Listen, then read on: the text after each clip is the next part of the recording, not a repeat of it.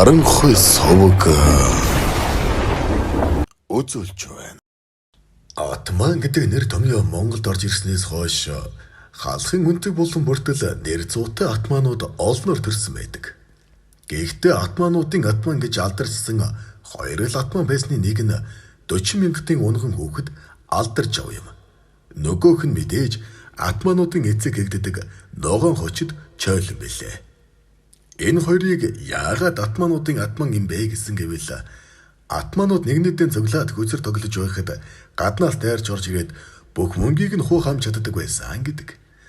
Тэр үеийн халаасны хулгайчид дээрэмчид энэ хоёр атмантал өөрсдийнхөө ашиг орлогоос байн өгдөг байсан юм. Хуучин их дэлгүүрийн урт талыг дэвжээ гэдэг байлаа.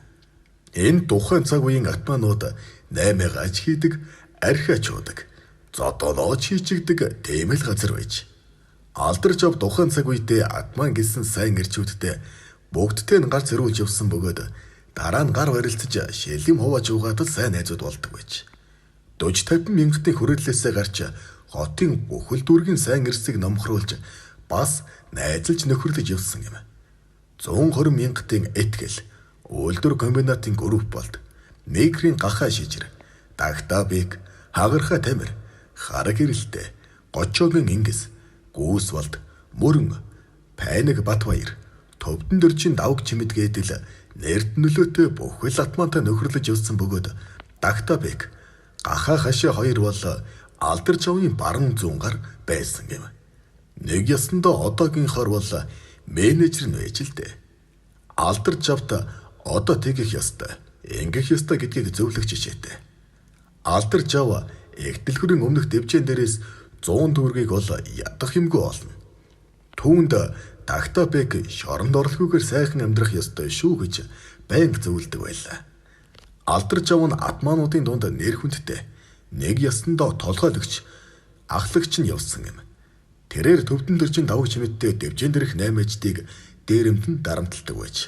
Тэдэн дээрэмтүүлж дарамтлуулсан олон хүний санал хомдлоор цагдаа нар алдарч ав давг чимэд хоёрыг баривчлах тушаал авсан байна.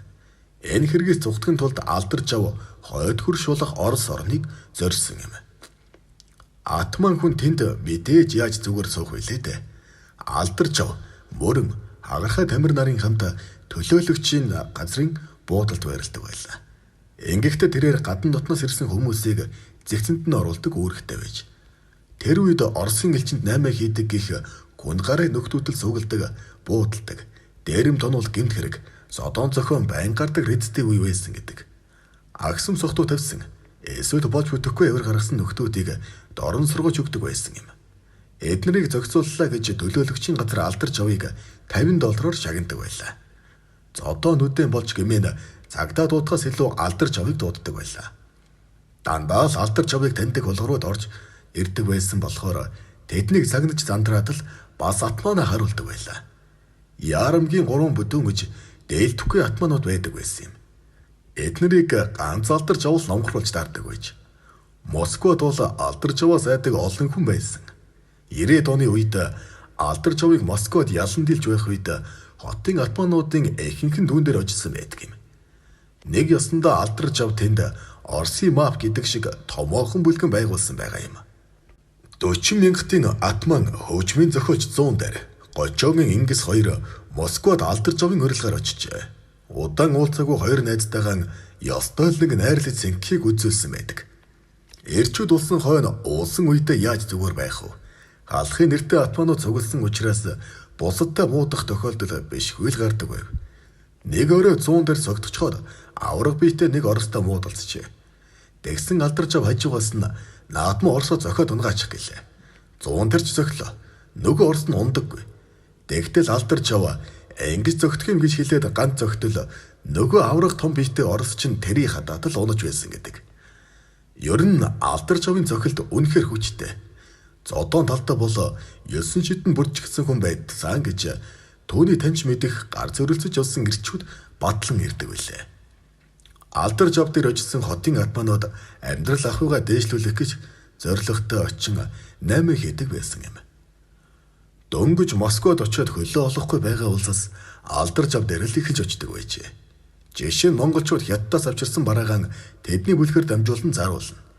Тэр үед дөнгөж гадаад ертөнцтэй танилцаж байсан Ландаг бат Сэнгэл Алдаржав мөрөн тамир нар дээр ирж сайхан танилцаж байсан гэдэг.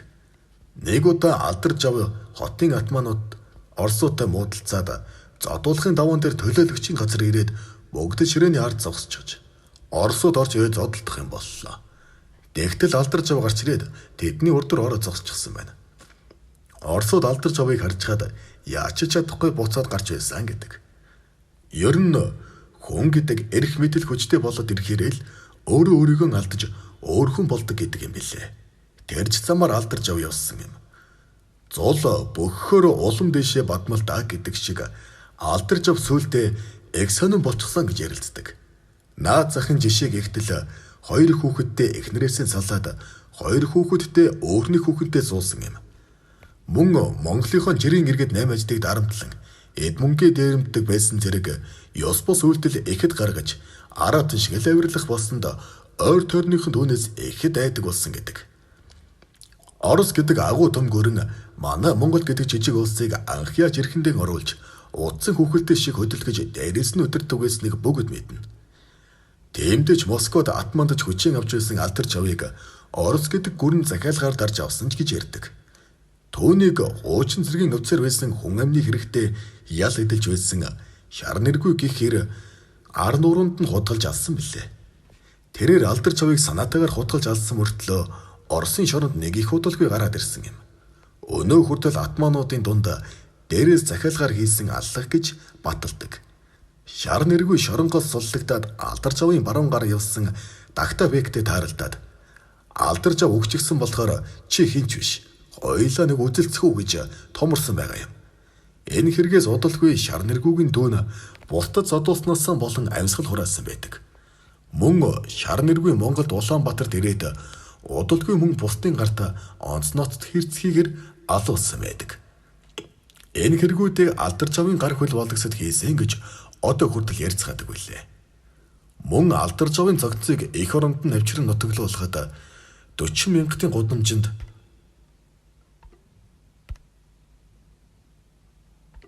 Алдаржавын цогцыг эх оронд нь авчран нутаглуулахад 40 мянгатын гудамжинд олон хүн цуглаж машины цуваа үүсч байсан гэдэг.